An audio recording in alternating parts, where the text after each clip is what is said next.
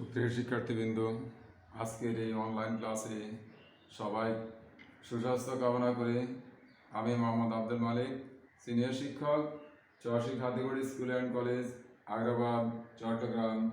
তা আজকে আমরা নবম এবং দশম এসএসসি পরীক্ষার্থীদের জন্য সসীম ধারার গুণোত্তর ধারাটি আমরা আলোচনা করব।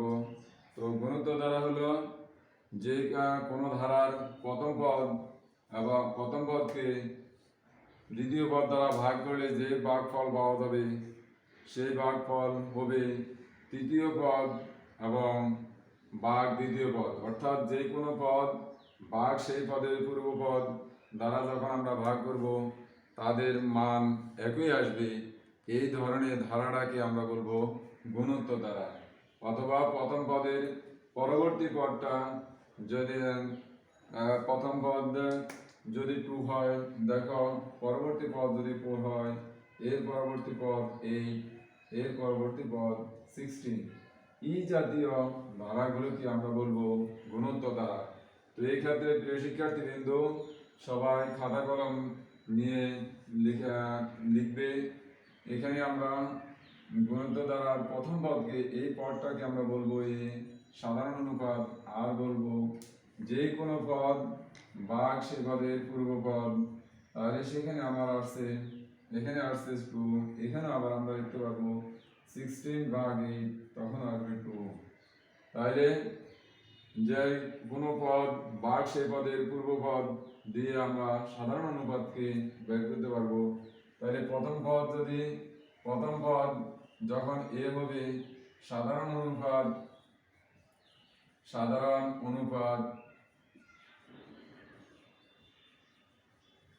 হবে আর, তাহলে পদ সংখ্যা নির্ণয় সূত্র হবে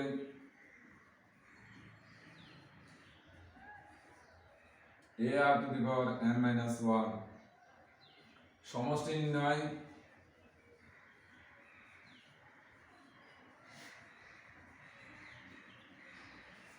Sn equal a into 1 minus r⁻n by 1 minus r। এই r এর মান যখন 1 থেকে ছোট হবে, r এর মান 1 থেকে যখন ছোট হবে তখন আমরা বলবো 1 থেকে ছোট হলে তখন আমরা r এর মানটা দেখো ভালো করে, 1 থেকে ছোট তখন আমাদের 1 থেকে ছোট হলে তখন a into 1 minus r⁻n, R r এর মান যখন 1 থেকে বড় হবে তখন Sn equal to a into r⁻n minus 1 r-1, এই 1 r এর মান তখন 1 থেকে বড় হবে। তো প্রিয় শিক্ষার্থীবৃন্দ, এই দুইটা সূত্রের সাহায্যে অন্তত আমরা প্রথম কাজগুলো সমাপ্ত করতে পারি। এরপর আমাদের এখানে একটা সূত্র আছে 1 + 2 + 3 + 4 ইকুয়াল দেওয়া আছে n into n + 1/2। এরপর আরেকটা সূত্র আছে 1² + 2² + 3² + 4² up to n²। তখন আমরা দিতে পারতেছি যে এখানে n into n + 1 into 2n plus 1/6, এটা হলো সমষ্টি সূত্র। আর এটা সূত্র আছে 1³ + 2³ plus 3³ plus 4³ plus up to n³। সেই ক্ষেত্রে আমরা লিখতে পারি n into n plus 1/2 whole square। তো প্রিয় শিক্ষার্থীবৃন্দ, তোমরা দেখতে পাচ্ছ যে এখানে এই মোট 5টি সূত্র যদি আমি সঠিকভাবে অধ্যয়ন করতে পারি তো এই অধ্যায়ের গাণিতিক সমস্যাগুলো আমি সমাধান করতে সচেষ্ট হব। তো আমরা আজকে প্রথমে 5 নম্বর অঙ্কটা দিয়ে আমরা আরম্ভ করতেছি।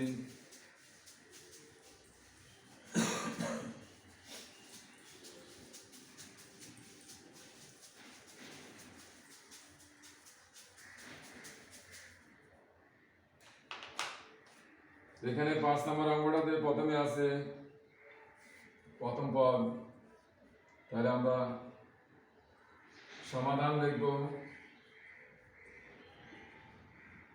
প্রদত্ত ধারাটি একটি গুণোত্তর ধারা যার প্রথম পদ এই কোণ আমরা লিখতে পারবো 64, সাধারণ অনুপাত এবং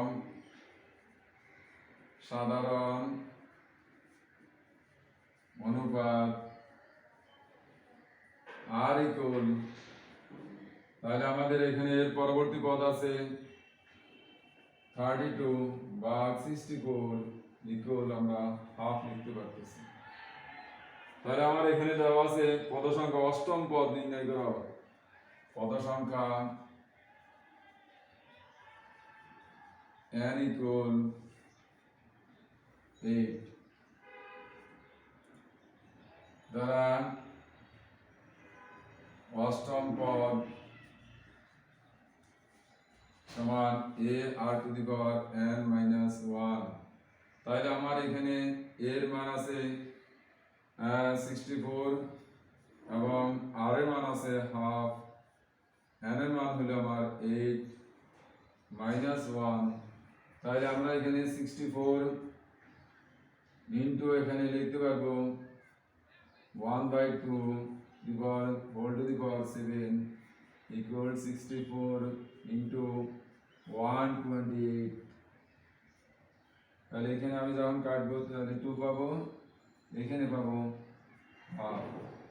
তো প্রিয় শিক্ষার্থীবৃন্দ, আমরা এইভাবে কি করতে পারবো, পদ সংখ্যা নির্ণয় করতে পারবো। যখন সমষ্টি আসবে তখন আমাদেরকে সমষ্টির সূত্র করতে হবে।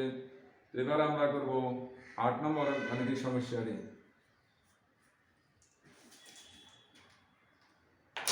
তো এখানে 8 নম্বর প্রশ্নটা তোমরা অবশ্যই দেখতে পাচ্ছ যে একটি গুণোত্তর দ্বারা পঞ্চম পদ এখানে দেওয়া আছে, দশম পদ দেওয়া আছে, তৃতীয় পদ নির্ণয় করতে হবে। তো দশম পদে এখানে আমরা যখন n এর মান 10 বসাবো তাহলে a r to the power 9 হবে। দশম পদ, নবম পদ, পঞ্চম পদ যখন আমরা 4 বসাবো a r to the power a r cube হবে। পঞ্চম পদ পঞ্চম পদ যখন বসাবো তখন হবে a r to the power 4। দশম পদ যখন বসাবো তখন হবে a r to the power 9। এই মানগুলো আমার দেওয়া আছে, কিন্তু যদি আমি তৃতীয় পদ বের করতে হয় তাহলে আমাকে অবশ্যই দ্বিতীয় পদ, প্রথম পদ এবং সাধারণ অনুপাত বের করতে হবে। তো প্রিয় শিক্ষার্থীবৃন্দ, দেখো আমরা যেহেতু আমার দুইটা মান দেওয়া নাই, তোমরা দেখছো যে সমান্তর দ্বারা যে জিনিসগুলো দেওয়া থাকবে না সেই জিনিসগুলোকে আমরা অজ্ঞাত রাশি হিসেবে ধরে নিতে হয়। তাহলে এখানে আমার প্রথম পদ দেওয়া নাই এবং সাধারণ অনুপাতের মানও দেওয়া নাই, তাহলে আমি ধরে নিই, মনে করি গুণোত্তর দ্বারা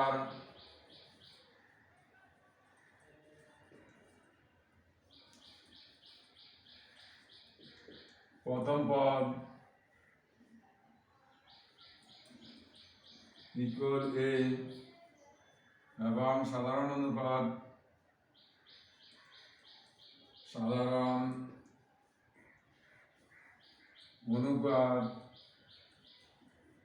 ইকুয়াল r। সুতরাং আমরা লিখতে পারবো ধারাটির পঞ্চম পদ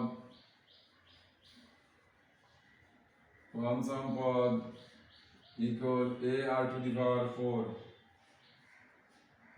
ধারাটির দশম পদ a r to the power 9। 10 থেকে 1 বিয়োগ দেওয়া, তাহলে প্রশ্নের মধ্যে আছে a r to the power 4 equal 2√3/9। এটাকে আমরা দিলাম 1 নম্বর সমীকরণ। আবার a r to the power 9 equal 8 root 2 8 root 2 by 81 লিখে দিলাম আমরা 2 নম্বর সমীকরণ। এই দুইটা সমীকরণ থেকে আমরা এর মান আর আর এর মানটা বের করব। দেখো আমরা সমীকরণ 2 নংকে 1 নং দ্বারা ভাগ করে পাই। ভাগ করে কি পেয়েছি দেখো, তাহলে এখানে a r to the power 9 ভাগ এখানে a r to the power 4 equal 8 root 2 by 81 ভাগ আমরা লিখতে পারবো 2 root 3 by 9। তো এখানে দেখো যখন আমার a বাদ যাবে আর এখানে আসবে r to the power 5, কারণ 9 থেকে 4 বাদ যাবে, 9 থেকে 4 বাদ গেলে আর এখানে পাবো আমরা a r to the power 5 equal 8 root 2 by 81 into 9 দেবে উপরে আর 2 root 3 আসবে নিচে। এখানে আমরা লিখতে পারবো 9 আর এখানে লিখতে পারবো 4, এখানে বাদ যাবে। তাহলে আমরা a r to the power 5 equal এখানে যেহেতু আমার আসবে 3 into 3, তাহলে 3 to the power 4 লিখতে পারবো, root 3 to the power 4 লিখতে পারবো, আর এখানে আছে root 3 আর এখানে 2 into 2, তাহলে আমরা লিখতে পারবো root 2 to the power 4 root 2 to the power 4, তাহলে মোট হবে আমার 2 root 2 by root 3 whole to the power 5। তো প্রিয় শিক্ষার্থীবৃন্দ, সুতরাং আমরা লিখতে পারবো যে r equal root 2 by 3। তাহলে আমরা r এর মানটা পেয়ে গেলাম। এই r এর মানটা যদি আমরা 1 নম্বর সমীকরণে যদি বসা দিই তাহলে আমাদের এর মানটা আমরা পেয়ে যাব।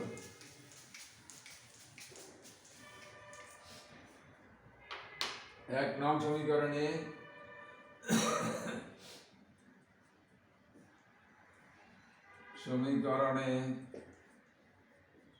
আর এর মান বসিয়ে পাই। তাহলে আমরা কি পেয়েছি দেখো, এখানে যদি আমরা a into root 2 by root 3, এখানে হবে root 3 যদি দিই তাহলে তার উপরে আছে পাওয়ার 4 equal 2 root 3 by 9। এখানে আমরা পাবো 4 by 9, কারণ আমার দুইটা বাদ যাবে, একটা স্কয়ার যখন বাদ যাবে রুটে আরেকটা স্কয়ার থেকে যাবে, তাহলে আমরা লিখতে পারবো 4 by 9 equal to 2 root 3 by 9।